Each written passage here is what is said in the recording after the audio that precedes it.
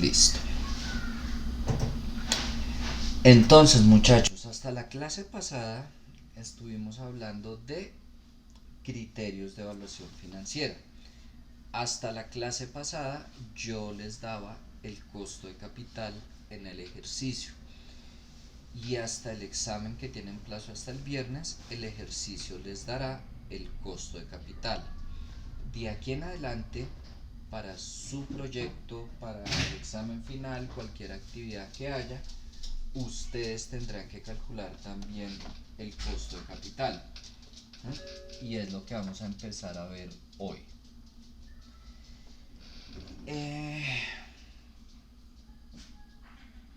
Entonces, primero, recuerden que la empresa puede tener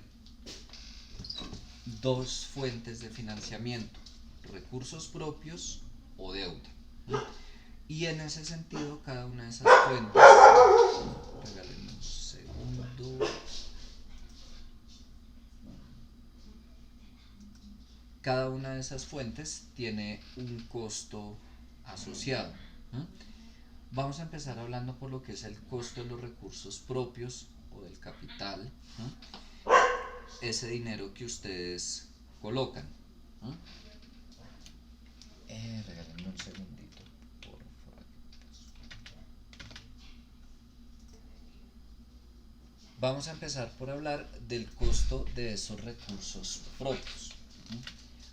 Ojo, muchachos, que un error muy común, a veces por desconocimiento, es pensar que porque yo coloqué ese dinero, no sé, que de pronto lo tenía aquí guardado en mi apartamento, en la cuenta de ahorros, lo que sea, que porque yo lo coloqué no tiene un costo asociado. Y sí lo tiene. Eh, Eso es lo que vamos a estar viendo hoy, hablando de ese costo, que entre otras cosas, saliéndome un poquito de formulación y evaluación de proyectos, yéndome quizás a análisis financiero, los que son de ciencias económicas, de ingeniería industrial, tal vez hayan visto algo de razones financieras, y una de esas razones que nosotros hallamos es la rentabilidad del patrimonio. ¿Cuánto me está rentando esos recursos que yo estoy colocando? Y en un principio quizás hayan visto, no sé, análisis horizontal, entonces hago la comparación si esa rentabilidad está creciendo o no. Y en un principio está bien ese análisis, pero yo no me puedo quedar, gracias, yo no me puedo quedar solamente en la rentabilidad es positiva, eh, en la rentabilidad es positiva, eh, va creciendo, sino que tengo que comparar esa rentabilidad que me genera mi patrimonio contra el costo que tuvo ese patrimonio. Entonces, este costo de los recursos propios es lo que yo voy a comparar contra esa rentabilidad del patrimonio. Yo puedo haber tenido una rentabilidad del patrimonio del 20% si quieren, pero si el costo de ese patrimonio fue 21%, estoy perdiendo, estoy generando una rentabilidad menor que el costo que tuve. Ahora, vamos a utilizar un modelo que académica y laboralmente es muy aceptado, se conoce como el CAPM. Por supuesto tiene ventajas, desventajas, limitaciones, aspectos a mejorar. Sobre este modelo hay cualquier cantidad de desarrollos académicos. Eh, no les voy a decir, es el mejor modelo que hay, pero sí es de amplia aceptación. Y fue un modelo que inicialmente fue desarrollado para temas bursátiles, de bolsa de valores, temas que tienen que ver con teoría del portafolio. ¿Y qué vamos a hacer aquí? Vamos a asumir que tenemos dos tipos de riesgo: riesgo sistemático y no sistemático. El sistemático es el que se debe a factores exógenos al exterior de la empresa, y como son al exterior de la empresa, yo no lo puedo controlar. Y el no sistemático se debe a factores endógenos o al interior de la empresa, y por ende sí se puede controlar. ¿Qué plantea este modelo primero? Oiga, pues si hay factores que yo sí puedo controlar, yo no tengo por qué asumir ese riesgo. ¿Mm? Si hay algo que yo puedo controlar y tengo que asumir o se tiene que materializar ese riesgo, realmente se debe a una mala gestión mía. ¿No? Entonces se espera que con una buena gestión esos factores endógenos estén controlados y que definitivamente el único riesgo que yo asuma sea ese riesgo sistemático, ese que no puedo controlar, factores ambientales, políticos, económicos, lo que recientemente vivimos, la pandemia. ¿Eh? Esos son los únicos riesgos que vamos a asumir. ¿Eh? Ahora, vamos aquí a hablar de rentabilidad. ¿Eh? Y vamos a hablar, eso que ustedes ven aquí quizás, no sé, si algunos ya han visto mercado de capitales, se les haga familiar esta gráfica. ¿Eh? Y si no, no se preocupen. Aquí tenemos la beta. ¿Eh? ¿Qué es la beta? Va a ser el coeficiente que me va a cuantificar ese riesgo que nos toca asumir, ese riesgo sistemático. ¿Eh? A mayor beta, mayor riesgo; a menor beta, menor riesgo. Y en este eje tenemos la rentabilidad esperada. ¿Eh? Yo creo que habrán escuchado que a mayor riesgo, mayor rentabilidad. Efectivamente, ¿no? Si yo voy a asumir un mayor riesgo, yo esperaría una mayor rentabilidad. De ahí lo que algunos conocen los CDTs, ofrecen una rentabilidad baja, ¿no? Porque su riesgo es cero. Llegan a haber otros vehículos de inversión donde quizás tengo una mayor rentabilidad, pero asimismo un mayor riesgo, una mayor incertidumbre. ¿Qué plantea este modelo? Partimos de, esta es la tasa libre de riesgo. ¿Sí? Para el ejemplo que les estaba colocando, un CDT, ¿sí? Es la tasa mínima que esperaríamos alcanzar. ¿Sí? Y de ahí, a medida que hay un mayor riesgo, pues se espera una mayor rentabilidad. ¿Sí? Supongamos que, no sé, tengo la posibilidad de invertir en un CDT al 15%. ¿Sí? Es decir, que lo único que tengo que hacer es poner mi dinero en el banco, esperar un año sentado sin hacer absolutamente nada y me devuelven mi dinero y mi rendimiento. Y por otro lado, ustedes me ofrecen un proyecto, mejor dicho, el megaproyecto, pues me hacen toda la presentación y de pronto la rentabilidad que yo puedo esperar de ese proyecto, donde voy a tener que trabajar, donde hay incertidumbre, realmente no tengo una certeza de que eso vaya a ser así, donde voy a asumir un mayor riesgo y de pronto me dicen, profe, la rentabilidad que usted puede esperar es el 13%. Pues creo que aún sin hacer cálculos, sin ser expertos en finanzas, pues no tiene ningún sentido que, oiga, por aquí lo único que tengo que hacer es sentarme a esperar y me gano el 15%, y por aquí me están ofreciendo menos, pues mejor me quedo aquí quieto con mi CDT. ¿No? Es un poco lo que plantea el modelo, ¿no? A medida que asumo un mayor riesgo, pues tiene que haber una mayor rentabilidad.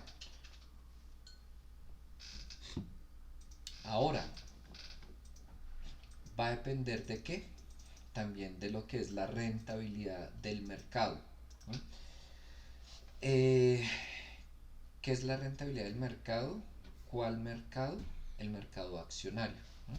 Bolsa de valores, entendiendo que ese mercado pues es renta variable, es decir, yo no tengo una tasa fija de rentabilidad. Claro, puedo hacer pronósticos, correr modelos, tener expectativas, pero que yo tenga certeza de que esa es la rentabilidad, no. ¿No? ¿Qué tengo que hacer? Esperar al final cómo se comportó el mercado, gané, perdí. No hay certeza. Ahí ustedes después pueden leer algunos de los supuestos pues que asume ese modelo, algunas de las limitaciones, ¿no? Pero pues definitivamente una de los supuestos y limitaciones a la vez es, les dije, esto fue planteado para temas bursátiles, bolsa de valores, ¿no? Tomamos información de la rentabilidad del mercado, ¿no? Del bolsa de valores y oigan, y si mi empresa no cotiza en bolsa, ¿qué? ¿no? Pero bueno, una de tantas limitaciones. Esta es la ecuación básica, ¿no? De este modelo. Ustedes ven suma, resta, multiplicación. Matemáticamente es algo muy sencillo. ¿no? Entonces no es difícil de calcular, pero el asunto es que todo esto lo vamos a consultar. Sí, cuéntame, Axel. Creo que una pregunta, yo tenía entendido que, por ejemplo, cuando una empresa cotiza en la bolsa, según el porcentaje de algún poseedor en particular, eso puede también influir en la toma de decisiones dentro de la compañía, ¿verdad? Eh, sí, bueno, este es un tema completamente aparte a formulación y evaluación de proyectos, pero definitivamente, eh, y además que cuando una empresa cotiza en bolsa, aquí va a tocar temas de valoración de empresas, eh, llegan a ver ni siquiera decisiones, anuncios que hace la empresa que hacen que se dispare el precio, que se baje el precio. Y claro, no es lo mismo si yo soy un pequeño accionista, no sé, si ustedes compraron acciones de Copetrol, Bancolombia, Da Vivienda, alguno de estos en su momento, no sé, ustedes serán socios del 0,0001% por allá. Y lo que nosotros digamos no tiene importancia, pero un socio ya con un 10, un 15%, ya es alguien con mucho más poder de decisión, ¿no? En su momento yo los invitaba a ver también Shark Tank, ¿no? Y algo de lo que negociaban ahí era, a mí no me interesa entrar con menos del 5%, no me interesa entrar con tantos socios, yo quiero tomar decisiones, yo quiero entrar con un 20%, depende del capítulo, pues, ¿por qué? Porque efectivamente puede que gane lo mismo, ¿no? Es decir, puede que igual gane, sí, pero si mi porcentaje de participación es muy bajo, realmente no voy a tener voz y voto. Aunque nominalmente sí, no, Felipe votó que sí está de acuerdo. Ah, bueno, chévere, pero su participación es del 1%. Ah, oiga, Felipe votó que sí está de acuerdo y tiene el 20%, ya se va a sentir más. ¿Mm? Entonces, sí, definitivamente la participación de cada socio, su actuación dentro de la empresa, porque yo puedo tener un porcentaje altísimo, pero resulta que soy del tipo de socio que solo recibo dividendos y no me interesa trabajar dentro de la empresa, pues bueno, pero si soy del tipo de socios que me interesa pues meterle la ficha a la empresa, va a pesar muchísimo. ¿Listo? Eh, Ahora, toda esta información la vamos a consultar. ¿No? La tasa libre de riesgo, la beta, la rentabilidad del mercado. ¿No? Eh, por si acaso, las diapositivas que ustedes ven aquí con estrellita, no se asusten, es que no las vamos a utilizar. Lo que pasa es que en otra asignatura, cuando trabajo riesgo financiero, por ejemplo, aquí yo les digo calculen, perdón, consulten la beta. En riesgo financiero sí o sí me calculan la beta. Así como en su momento en ingeniería financiera los que vieron conmigo les decía, aquí en ingeniería financiera no calculamos el flujo de caja, ese lo calculamos en formulación y evaluación de proyectos. Igual, aquí en formulación y evaluación de proyectos no calculamos la beta, la consultamos. ¿Dónde la calcularía? En riesgo financiero o riesgo de mercado o optimización de portafolios, pues alguna de esas. Entonces no se asusten con ese. Pero sí es importante hablar, existe lo que es la beta desapalancada y la beta apalancada, que es, ¿m? Independientemente de que nosotros vamos a consultarla, ¿m? Podríamos calcularla, pero la vamos a consultar. Resulta que, sobre todo anteriormente, se llegaban a calcular la beta, fuentes, y ya ahorita hablaremos de la que vamos a utilizar, con información de Estados Unidos. Y entonces, bueno, yo podía consultar una beta para X tipo de empresas. Sí, pero es que estoy en Colombia. Aquí el tamaño de las empresas es diferente, la legislación es diferente, la tasa de impuestos, quizás la organización de las empresas es diferente. Entonces teníamos que hacer un proceso que era, ok, la beta que consulté, que era, perdón, se me fue, que era la beta apalancada, ¿no? Tenía que desapalancarla, o en otras palabras, restarle, quitarle el efecto de la tasa de impuestos de ese país y la composición deuda-patrimonio, para luego reapalancarla o tener en consideración la tasa de impuestos del país de donde estoy evaluando y la composición deuda-patrimonio de la empresa que estoy evaluando. Nosotros no vamos a consultar la beta apalancada, vamos a consultar la beta desapalancada y la vamos a reapalancar con la información de Colombia, de la empresa que estemos trabajando, de la tasa de impuestos de Colombia. Entonces esto no lo vamos a tener que hacer, pero esto sí. Esa diferencia entre la rentabilidad del mercado y la tasa libre de riesgo es lo que se conoce como la prima de riesgo de mercado. Esa diferencia entre esas tasas. Esto tampoco lo vamos a trabajar si esa prima de riesgo de mercado fuera negativa, pero sí vamos a ver. Primero, podría pasar que esa prima de riesgo de mercado, recuerden esa diferencia entre rentabilidad del mercado y tasa libre de riesgo, podría pasar que sea negativa. Sí. ¿Cuándo pasaría eso? Si la rentabilidad del mercado fuera menor que la tasa libre de riesgo, aún sea positiva o aún si fuera negativa, ¿no? La rentabilidad del mercado, dijimos, vamos a tomar de la bolsa de valores, y definitivamente no todos los periodos la bolsa de valores da ganancias. Hay periodos que son malísimos, malísimos en cualquier economía, muchachos. Colombia, Estados Unidos, el país que quieran, hay momentos de momentos. Por eso es incertidumbre, por eso es un mercado riesgoso.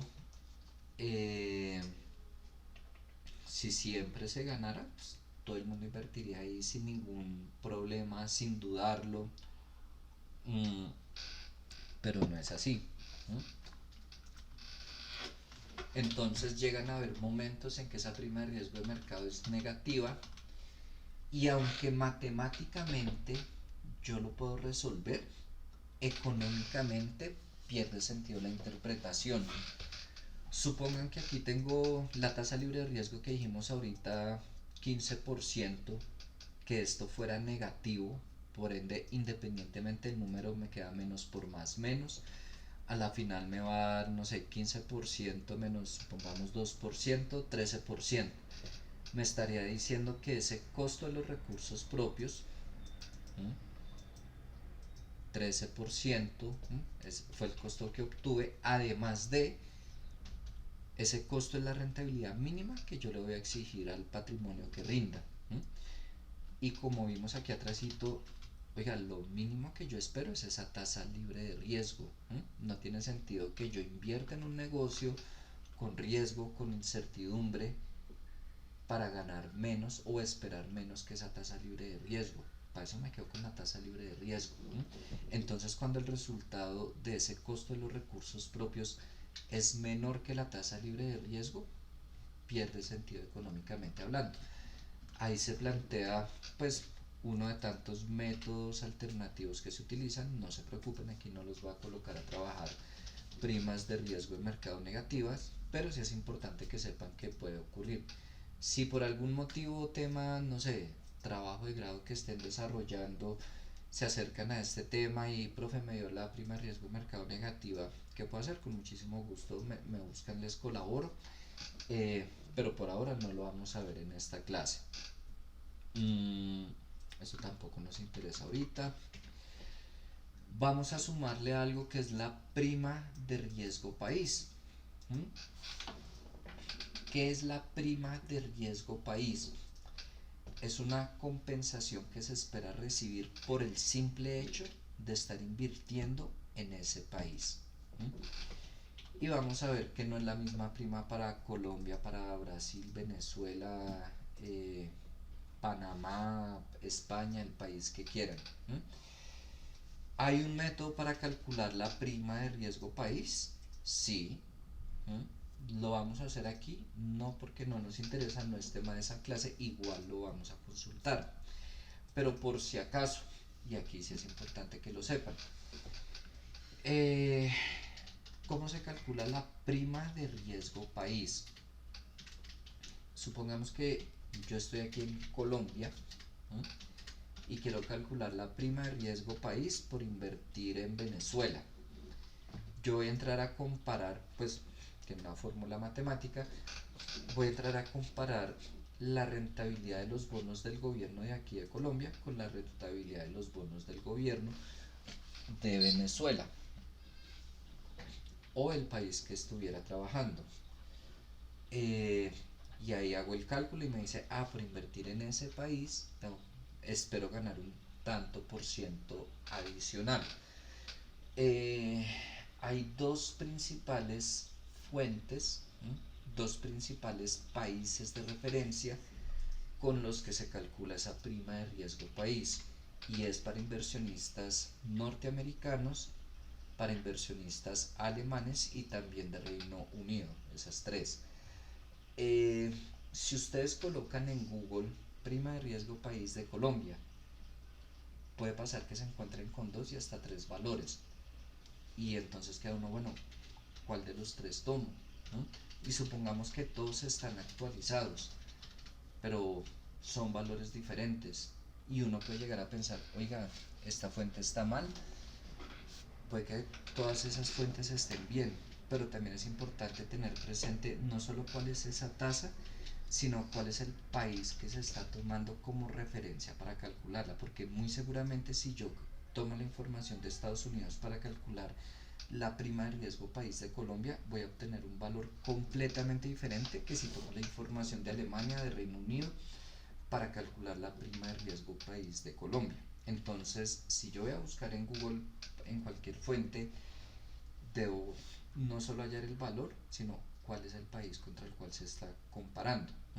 Nosotros aquí vamos a tomar una fuente que nos compara la información de Estados Unidos. ¿Listo? Dicho eso, vamos a empezar a buscar esas fuentes de información. Les decía, aquí en Meet sigo grabando, pero voy a pausar la grabación de YouTube por derechos de autor. Bueno, ya tenemos la tasa libre de riesgo. Recuerden, 10,22 lo sacamos de la página del Banco de la República. Rentabilidad del mercado.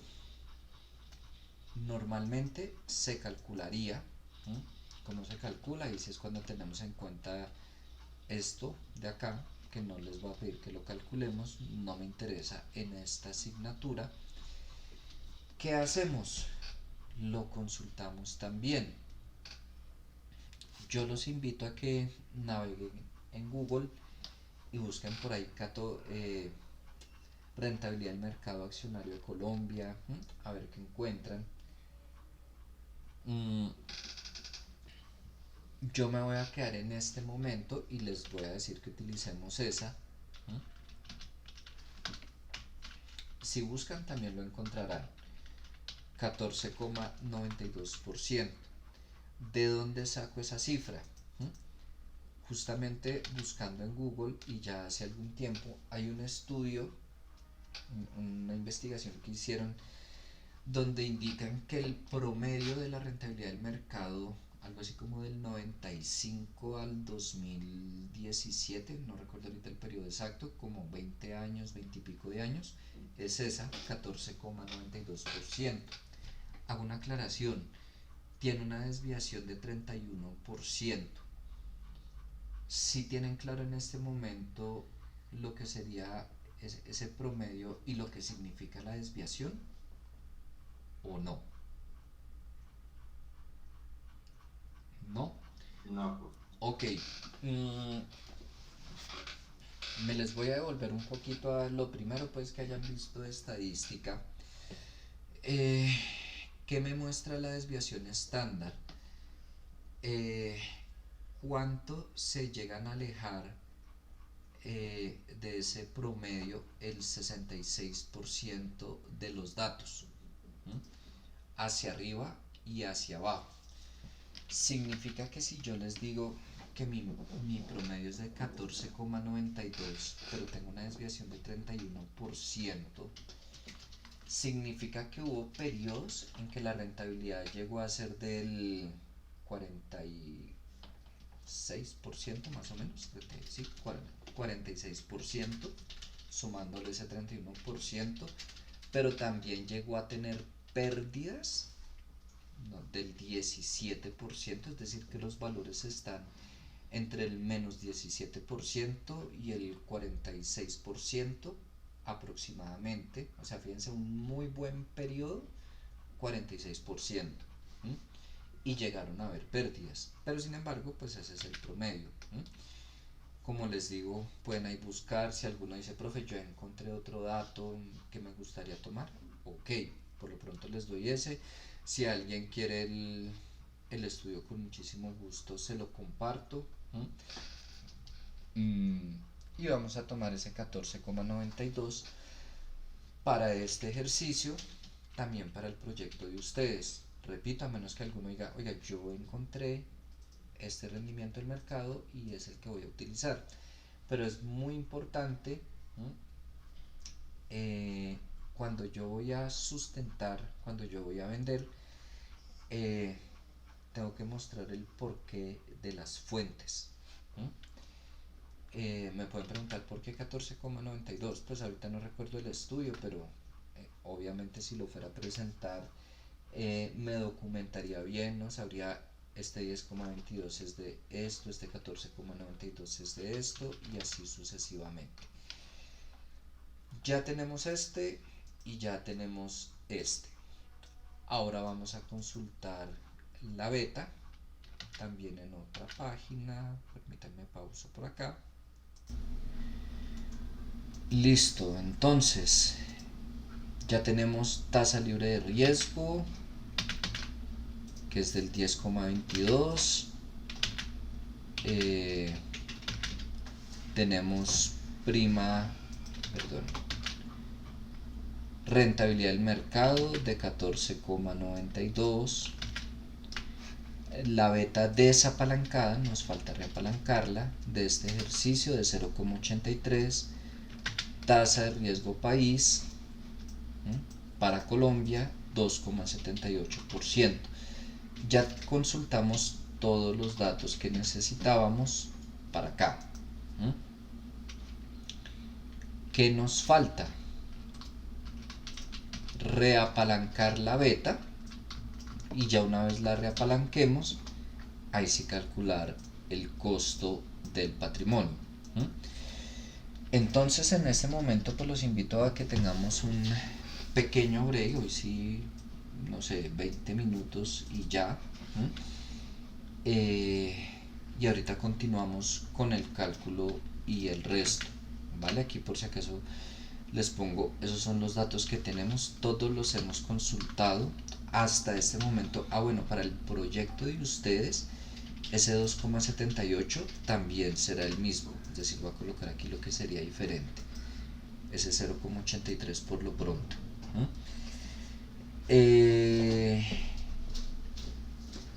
¿Tienen alguna pregunta hasta el momento o hasta ahí todo claro?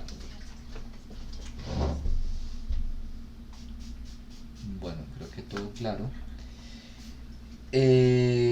Listo, muchachos, entonces tengo 7:17, 27, bueno, retomamos 7:40, ¿listo?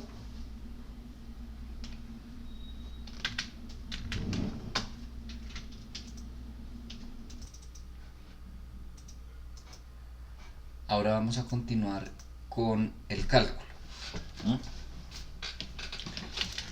Dijimos que nos falta reapalancar la beta.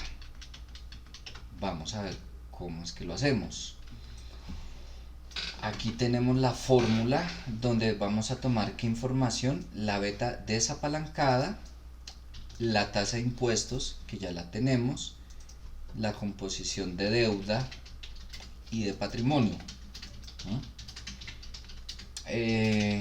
Por si acaso voy a colocar la fórmula acá.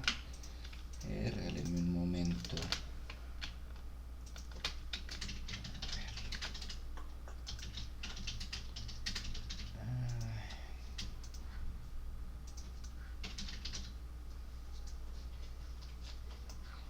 Aunque es muy sencilla, igual pongámosla por si acaso.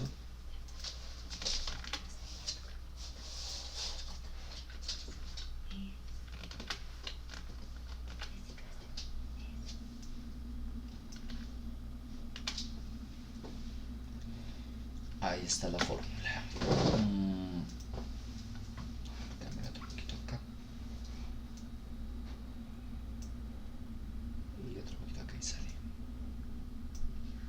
Listo. Va a calcular aquí esa beta reapalancada con esa fórmula. ¿Qué voy a tomar? Esa beta desapalancada, lo multiplico por 1 más 1 menos la tasa de impuestos por deuda sobre patrimonio. ¿Dónde tengo eso? Aquí, deuda, capital, sobre patrimonio. Y ya solo eso. Ya vuelvo y les pongo esto. Eso igual no va en porcentaje, va así. Ese pequeño resultado, ese coeficiente, me está cuantificando muchísimos aspectos del riesgo. Si se dan cuenta, estoy teniendo en cuenta riesgo país, composición de la deuda, tasa de impuestos.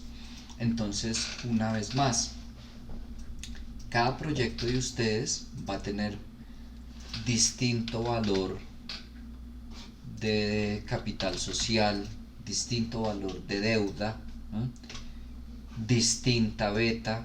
Por ende vamos a tener una beta reapalancada completamente diferente. Puede que se parezcan algunas, pero van a ser diferentes.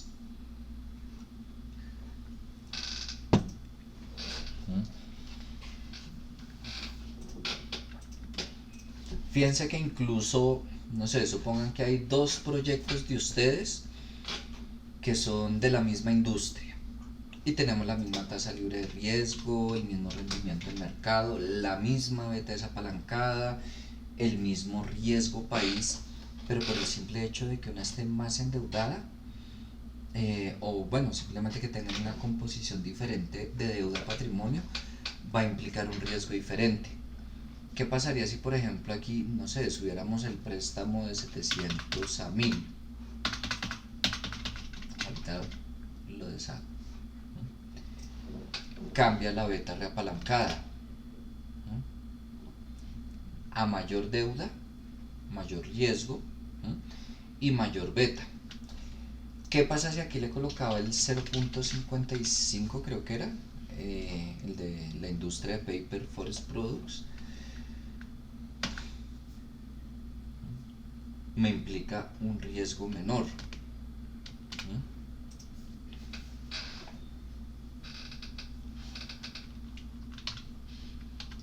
Voy a dejarlo ahí un momento por si alguno todavía está copiándolo.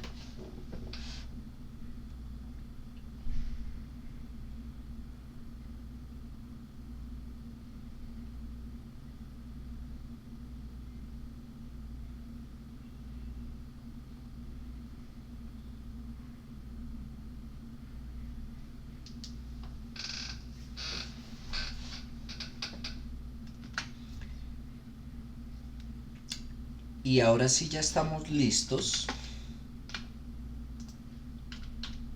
para calcular lo que es nuestro costo de los recursos propios.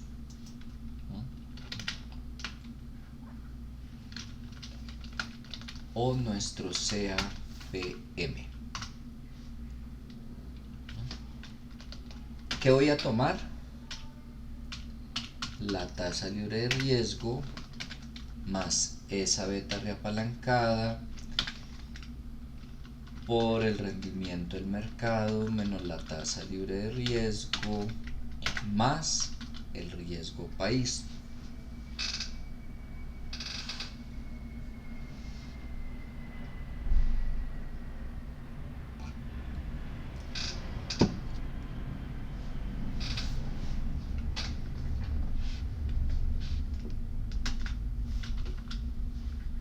Y eso sí me da en porcentaje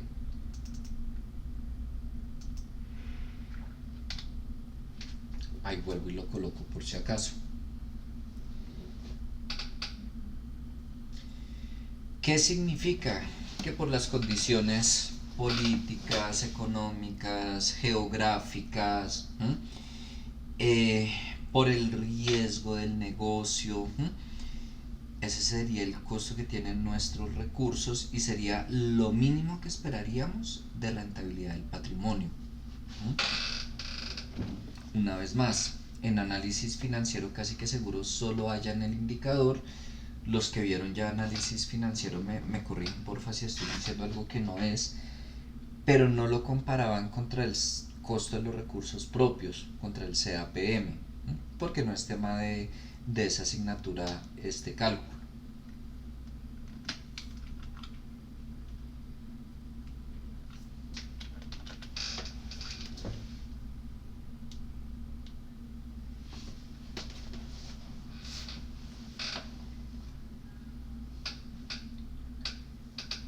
Ahí estamos. ¿Necesitan que me ubiquen en alguna celda, algo?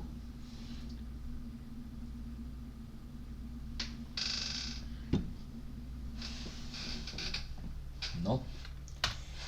Listo. Pues eso sería nuestro cálculo del costo de los recursos propios. Bajarlo por aquí pues indicado.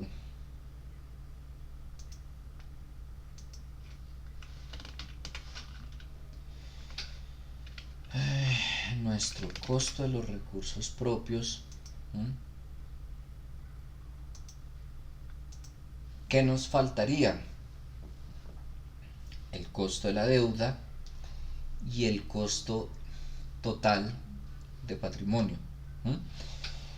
Que eso lo veremos cuando la próxima clase. Quiero que vean acá en ese ejemplo cómo sería el costo de ese CAPM, de recursos propios, capital social, capital accionario, como lo quieran nombrar. Eso sería un ejercicio muy académico, muy de quiz, pues, donde se les darán absolutamente todos los datos. Aclaro, aquí no se está teniendo en consideración el riesgo país. Peguenle una miradita 2 minuticos y me cuentan si tienen alguna duda.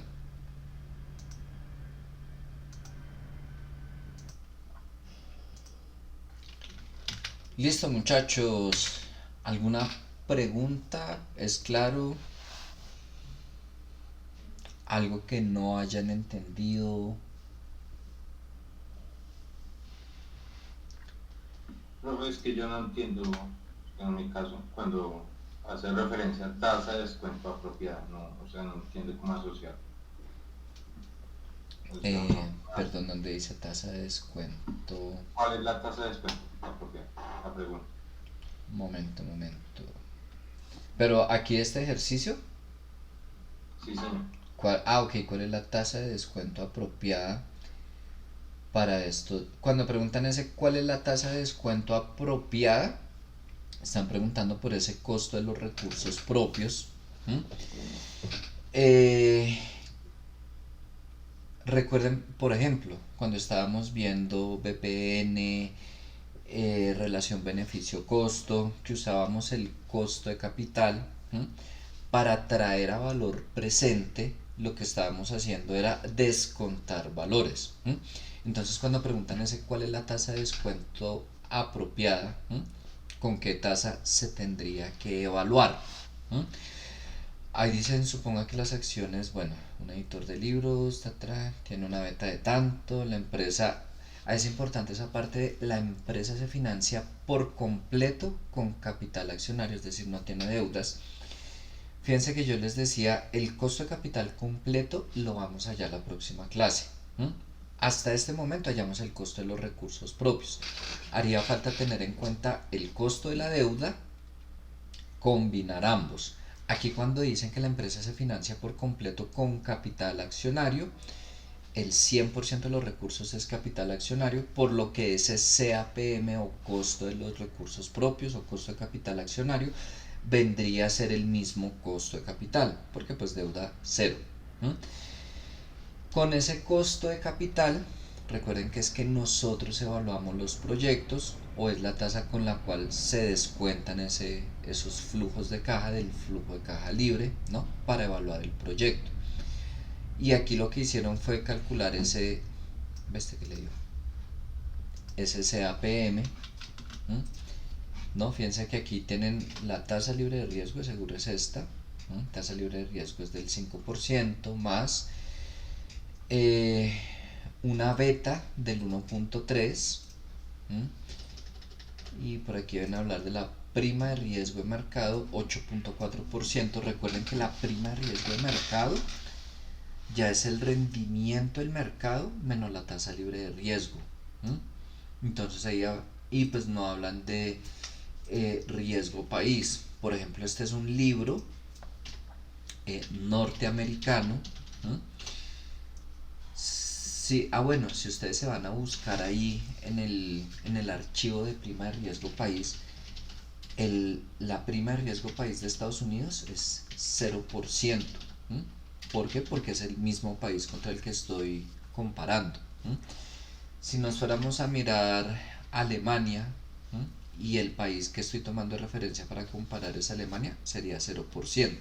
Pero seguramente aquí en Estados Unidos Alemania tenga un riesgo país, así sea bajo, pero lo tenga.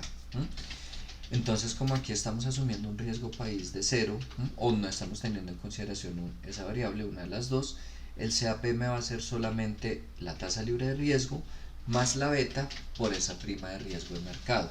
Y ese 15,92 sería el costo de capital, la tasa de descuento apropiada. Es decir, sería la rentabilidad mínima que le exigiríamos al proyecto. Recuerden que en la clase pasada hablábamos de que ese costo de capital va a ser la rentabilidad mínima que le vamos a exigir al proyecto. Si por algún motivo en el archivo que tenemos acá, supongamos que nosotros tenemos deuda cero, ahorita le doy control Z, tenemos deuda cero, ya lo que nos diera aquí de CAPM, ese sería nuestro costo de capital. ¿Por qué? Pues no tenemos que tener en consideración la deuda, y ese 16,901 vendría a ser la tasa, después modificamos acá, con la cual nosotros descontaríamos esos flujos, es decir, los traeríamos a valor presente, para evaluar con BPN, con TIR, bueno, relación beneficio-costo, todo lo que quieran pues, sería con esa tasa. Listo, aquí le doy control Z, no sé que se me quede así, listo. ¿Sí es claro?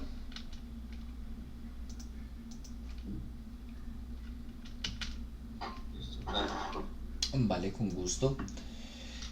Listo, esa fue pues la bibliografía que utilicé para la presentación de hoy. Eso olvídenlo.